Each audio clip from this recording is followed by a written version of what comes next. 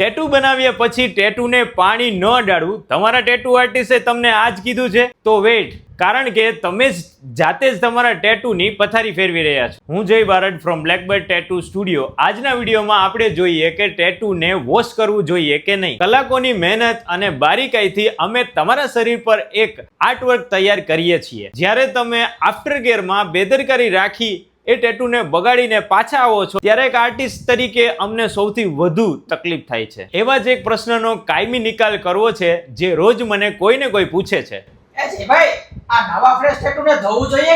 મારો સીધો જ જવાબ છે 100% ધોવું જ પડે. અને શા માટે? ચાલો સમજાવું. તમારું ફ્રેશ ટેટુ બીજું કંઈ નથી પણ તમારી સ્કિનનો એક તાજો ખુલ્લો ઘા છે. ટેટુ બન્યા પછી તેમાંથી સતત લોહી અને પ્લાઝમાનો સ્ત્રાવ થતો રહે છે. જો તમે એને પાણીથી બરાબર સાફ નહીં કરો તો એ પ્લાઝમા ત્યાં જ જામી જશે અને એક અત્યંત જાડી ભીંગડીનું રૂપ લેશે. જ્યારે આ જાડી ભીંગડી ઉખડશે ને ત્યારે તે પોતાની સાથે ટેટુની અંદર રહેલી ઇંકને પણ સાથે મૂળથી ખેંચી લેશે. પછી મારી પાસે ફરિયાદ લઈને આવતા નહીં કે જયભાઈ આ ટેટુનો કલર ઝાંખો કેમ પડી ગયો. તો જેમ મેં કહ્યું એમ આ એક ખુલ્લો ઘા છે. જ્યારે તમે બહાર રખડવા જાઓ છો ત્યારે રસ્તાની ધૂળ, પ્રદૂષણ અને બેક્ટેરિયા સીધા તમારા ટેટુની ઉપર જ આકર્ષિત થાય છે. જો તેને તમે નિયમિત ધોશો નહીં તો તેમાં ઇન્ફેક્શન લાગવું નિશ્ચિત છે. તમે એકવાર મોઇશ્ચરાઇઝર લગાવવાનું ભૂલી જશો તો ચાલશે,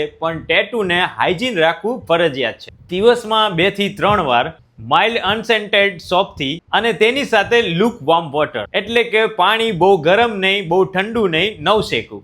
આ રીતે ટેટુને વોશ કરવું. ત્યારબાદ ટીશ્યુની મદદથી ટેટુને ડેપિંગ કરીને સાફ કરવું. બસ આટલું જ કરવાનું છે. તો જો કોઈ હવે તમને એમ કહેતું હોય કે ટેટુને પાણીથી બચાવજો તો આ વાત કાનમાંથી કાઢી નાખજો. કારણ કે દુનિયાના ટોપ આર્ટિસ્ટ પણ તમારા ફ્રેશ ટેટુને ધોવાની જ સલાહ આપશે.